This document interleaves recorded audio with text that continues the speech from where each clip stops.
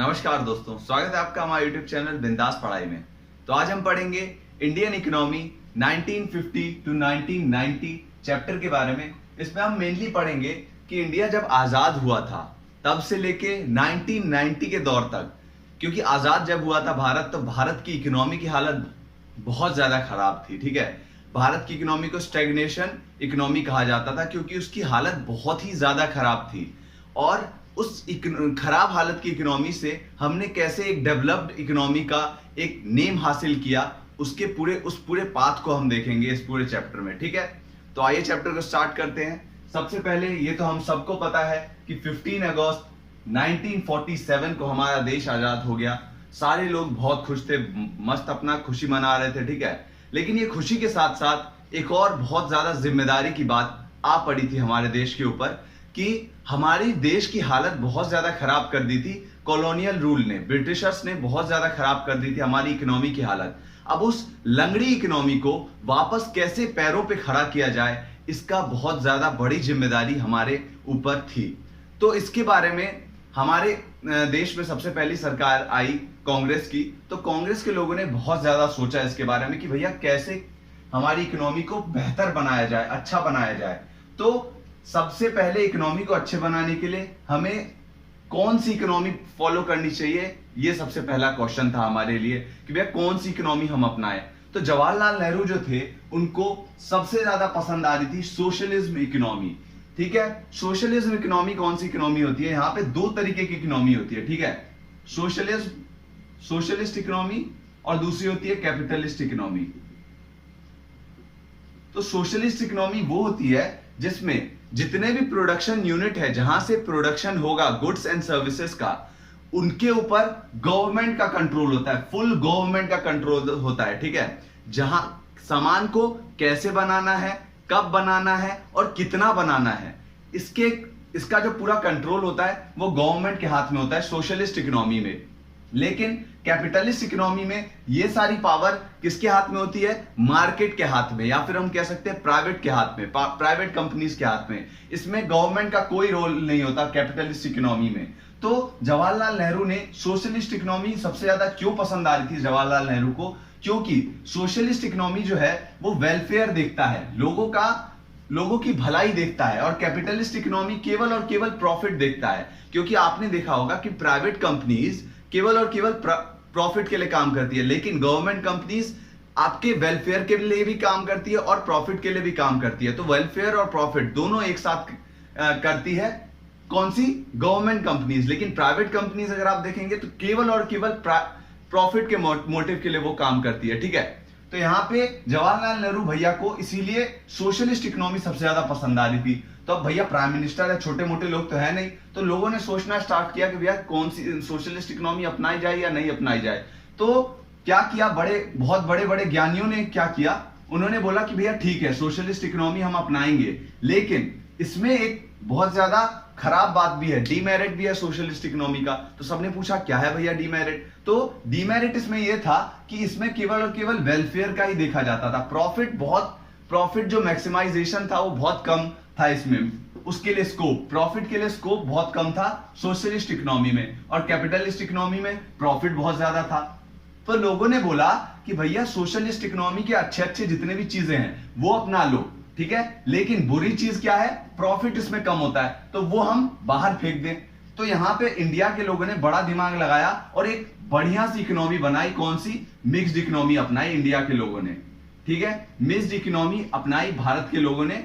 और mixed economy को क्यों चूज किया गया? क्योंकि इसमें प्राइवेट और गवर्नमेंट दोनों कंपनीज के हाथ में, या फिर हम कह सकते हैं दोनों सेक्टर के हाथ में पावर थी। इसमें जो डिसीजन है वो दोनों सेक्टर ले सकती थी, प्राइवेट और गवर्नमेंट। इसमें प्राइवेट सेक्टर प्रॉफिट के लिए काम करेगा और गवर्नमेंट सेक्टर सोशल वेलफेयर के लिए काम करेगा। ठीक है, तो यहां पे हमने देखा कि मिक्स्ड इकोनॉमी हमने अपना ली। अब उसके बाद इकोनॉमी अपनाने का काम हमारा खत्म हो गया कि भैया मिक्स्ड इकोनॉमी हमने चुन ली, हमारा ये काम खत्म। लेकिन यहां पे हमारा काम खत्म नहीं था, यहां पे हमें इकोनॉमी को ग्रोथ भी दिलाना था, इकोनॉमी को आगे भी बढ़ाना था। क्योंकि ब्रिटिशर्स के टाइम में लंगड़ी हो गई थी हमारी देश की हालत इकोनॉमी की। ठीक है, तो यहां पे एक कमीशन बनाया गया, प्लानिंग कमीशन। ठीक है, इसमें बहुत सारे मेंबर्स थे और इस कमीशन को क्यों बनाया गया? इनको बोला गया कि आप प्लान तैयार करो, एक रोड मैप तैयार करो, जिससे हम ग्रोथ पा सके इकोनॉमी में। ठीक है, इसमें बहुत सारे विद्वान लोगों को शामिल किया गया और इसके हेड किसको बनाया गया?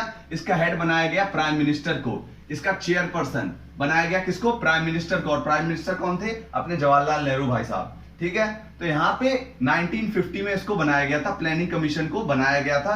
किस काम के लिए, वो मैंने आपको बता दिया। तो अब पढ़ते हैं, प्लानिंग कमीशन ने जो हमारे कंट्री में बनाया गया था उसने क्या किया, ठीक है, जिससे कंट्री में ग्रोथ आए, कंट्री की इकोनॉमी में ग्रोथ आए। तो उन लोगों ने बहुत दिमाग लगाया, बहुत सोचा और उसके बाद कुछ गोल्स सेटअप किए, कुछ गोल्स तैयार किए, कुछ लक्ष्य तैयार किया, जो उन्होंने बोला कि भाई ये अगर गोल्स पा लिया कंट्री ने तो कंट्री की इकोनॉमी में अपने आप ग्रोथ आ जाएंगे। तो वो गोल्स के बारे में पढ़ते हैं और उनके लिए एक फिक्स टाइम पीरियड भी सेटअप कर दिया कि भैया इतने टाइम पीरियड में ये सारे गोल्स पाते जाओ और कंट्री की इकोनॉमी में ग्रोथ आती जाएगी। ठीक है, तो यहाँ पे उन गोल्स के बारे में पढ़ते हैं। पहला गोल था ग्रोथ। यहाँ पे ग्रोथ का मतलब है प्रोडक्शन। तो प्रोडक्शन में इंक्रीजमेंट के लिए कहा था इन लोगों ने। पहले गोल में प्रोडक्शन की इंक्रीजमेंट की बात हो रही है कि भैया कंट्री में प्रोडक्शन जितना पहले हो रहा था ब्रिटिशर्स के टाइम पे वो बहुत ज्यादा कम था। ठीक है, उतने में हमारा खुद का भी गुजारा नहीं चल पा रहा था, हम बाहर क्या एक्सपोर्ट करेंगे उतने में से। ठीक है, तो इन्होंने बोला कि सबसे पहले अगर कंट्री में ग्रोथ पानी है इकोनॉमी में तो हमें प्रोडक्शन बढ़ाना पड़ेगा। हमें सामान का जो प्रोडक्शन है वो हर एक चीज में बढ़ाना पड़ेगा, चाहे वो हम एग्रीकल्चर सेक्टर में बात करें, इंडस्ट्रियल सेक्टर में बात करें या फिर सर्विस सेक्टर में बात करें। हमें तीनों सेक्टर में प्रोडक्शन को बढ़ाना पड़ेगा अगर इकोनॉमी में ग्रोथ लानी है तो अगर तीनों सेक्टर में ग्रोथ आएगी प्रोडक्शन में तो इट मींस क्या है, ये ऑटोमेटिकली हमारे जीडीपी में ग्रोथ आ रही है, क्योंकि जीडीपी किसके बराबर होती है? तीनों सेक्टर में जितना प्रोडक्शन होता है उसको एड अप जब कर देते हैं तो उसके बराबर क्या होती है? ग्रॉस डोमेस्टिक प्रोडक्ट होता है। ठीक है, तीनों सेक्टर में टोटल प्रोडक्शन तीनों सेक्टर का उसका सम होता है जीडीपी। तो यहाँ पे पहला ग्रोथ का मतलब यहाँ पे क्या है कि इंक्रीज इन जीडीपी, कि भैया जीडीपी जो है उसको बढ़ाओ अगर हमें इकोनॉमी में ग्रोथ लानी है तो। इन्होंने पहले गोल में ये बोला। ठीक है, अब दूसरा इनका गोल क्या, इन्होंने बोला कि भाई क्या पाना है हमें? मॉडर्नाइजेशन हमें करना पड़ेगा, क्योंकि उस टाइम में वेस्टर्न कंट्रीज जितने भी थी जैसे कि अमेरिका, फ्रांस, ब्रिटेन, ये सारी कंट्रीज न्यू टेक्नोलॉजी का यूज कर रही थी, नई टेक्नोलॉजी का यूज कर रही थी और अपने प्रोडक्शन में और अपने हर एक चीज में बहुत ज्यादा बढ़ोतरी पा रही थी। लेकिन इंडिया अभी भी पुराने टेक्नोलॉजी का इस्तेमाल कर रही थी, चाहे वो एग्रीकल्चर सेक्टर में बात हो, इंडस्ट्रियल में या सर्विस सेक्टर में। हर एक सेक्टर में इंडिया बहुत ज्यादा पुरानी टेक्नोलॉजी का इस्तेमाल कर रही थी। जैसे कि अभी भी हम मॉनसून पे डिपेंडेंट थे, हमारे पास प्रॉपर इरिगेशन सिस्टम नहीं था, एग्रीकल्चर में हमारे पास अच्छी मशीन्स नहीं थी। तो यहाँ पे क्या दूसरे गोल में बोला गया कि भाई न्यू टेक्नोलॉजी का हमें यूज करना पड़ेगा अगर हमें कंट्री की इकोनॉमी में ग्रोथ लाना है। और दूसरा क्या बोला इन्होंने कि भाई हमें अपनी सोच को भी मॉडर्न करना पड़ेगा, हमें अपना माइंडसेट भी बदलना पड़ेगा।